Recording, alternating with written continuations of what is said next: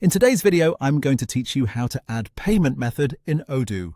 This is a very quick and simple task, and once you know where to go, it only takes a moment to set up. If you're adding a new payment method for your workflow, I'll walk you through exactly where to find the right menu and how to create it properly. To begin, press the / key on your keyboard. This opens Odoo's search and command feature, which is one of the fastest ways to navigate through the system. Instead of clicking through multiple menus, you can use this shortcut to jump straight to the section you need.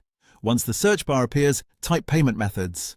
As you type, Odoo will show matching options related to that term. Look for the payment methods section and open it. When you arrive there, you'll see the payment methods that have already been added to your system. This is helpful because you can quickly review what already exists before creating a new one. If you're trying to avoid duplicates or just want to keep your records organized, it's a good idea to take a quick look through this list first.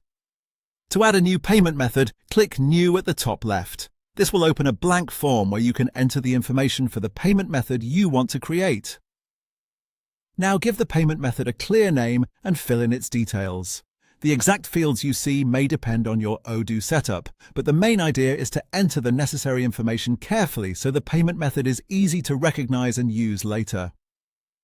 It's best to use a name that is simple and specific, especially if multiple people work in the system or if you plan to add several payment options over time.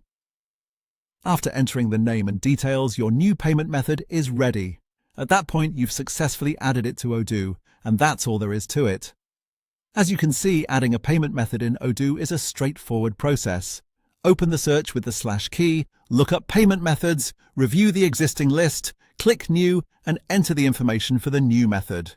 If you follow those steps carefully, you'll have everything set up in just a few clicks. Thanks for watching, and I'll see you in the next video.